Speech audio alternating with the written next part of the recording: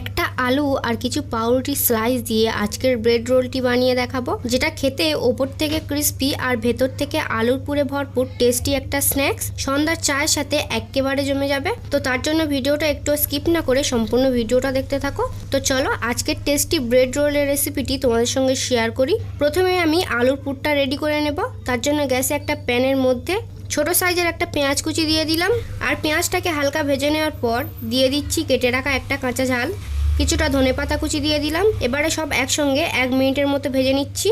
তারপর দিয়ে দিচ্ছি 1 চামচ আদা বাটা আর 1 চামচ রসুন বাটা। আদা রসুনের কাঁচা গন্ধটা যাওয়া পর্যন্ত ভেজে নিলাম। তারপর দিয়ে দিচ্ছি সেদ্ধ করে রাখা একটা বড় সাইজের আলু। এবারে এই ম্যাশ করে রাখা আলুটাকে একসঙ্গে খুব ভালো করে মিক্স করে নিচ্ছি। তারপর 1 চামচ নুন দিয়ে দিলাম, 1/2 চামচ হলুদ গুঁড়ো, 1/2 চামচ ঝালের গুঁড়ো, 1/2 চামচ ধনে গুঁড়ো, 1/2 চামচ জিরা গুঁড়ো দিয়ে এখন সব একসঙ্গে ভালো করে মিক্স করে নিচ্ছি। ভালো করে মিক্স করার পর আলুর পুরটাকে প্যান থেকে নামিয়ে ঠান্ডা করে নেব। তারপর এখানে আমি ব্রেড নিয়ে নিচ্ছি। যে কটা স্ন্যাক্স বানাতে চাও সেই অনুযায়ী পাউরুটি নিয়ে পাউরুটির চারিদিকের ব্রাউন পার্টগুলোকে কেটে নিতে হবে। এখন আমি পাউরুটির ওপরে পানি দিয়ে দিচ্ছি 1 কাপ, যাতে পাউরুটিগুলো ভালোভাবে ভিজে যায়। তারপর একটা পাউরুটি হাতের মধ্যে নিয়ে চেপে পাউরুটির ভেতরে থাকা পানিটাকে বের করে নিচ্ছি। তাহলে পাউরুটিগুলো একদম চ্যাপ্টা হয়ে যাবে। তাহলে পরে আমাদের পাউরুটির শেপ দিতে কোনো অসুবিধা হবে না। এখন এই পাউরুটিটাকে নিয়ে নিলাম। আগে থেকে বানানো আলুর পুরটাকে পাউরুটির চারিদিকে সমান করে লাগিয়ে দেব।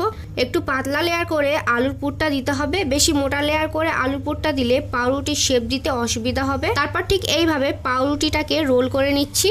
ঠিক এইভাবে আমি সবকটা বানিয়ে নিয়েছি। এখানে আমি ময়দা আর পানি দিয়ে একটা ব্যাটার বানিয়ে নিয়েছি। ব্যাটারটা হালকা একটু ঘন রেখেছি। তারপর এখানে আমি ব্রেডের ধারের ব্রাউন পার্টগুলোকে গুঁড়ো করে নিয়েছি। এবারে তৈরি করে রাখা ব্রেডগুলোকে এই ময়দার ব্যাটারের মধ্যে ডুবিয়ে তারপর ব্রেড ক্রাম্বসের মধ্যে গড়িয়ে নেব। তোমরা চাইলে এখানে ব্রেড ক্রাম্বসের বদলে বিস্কুটের গুঁড়োও নিতে পারো। দেখো ঠিক এইভাবে আমি সবকটা বানিয়ে নেব। বানানো একদম ইজি, যে দেখবে সেই বানিয়ে ফেলতে পারবে একদম খুব সহজে। দেখো আমি ঠিক একইভাবে সবকটা বানিয়ে নিয়েছি। এবারে এগুলোকে ভাজার জন্য প্যানে পরিমাণ মতো তেল দিয়ে গরম করে নিয়েছি। একটা স্ন্যাক্সগুলোকে তেলের মধ্যে দিয়ে দিচ্ছি। তারপর মিডিয়াম টু হাই হিটে স্ন্যাক্সগুলোকে উল্টে পাল্টে ভেজে নেব।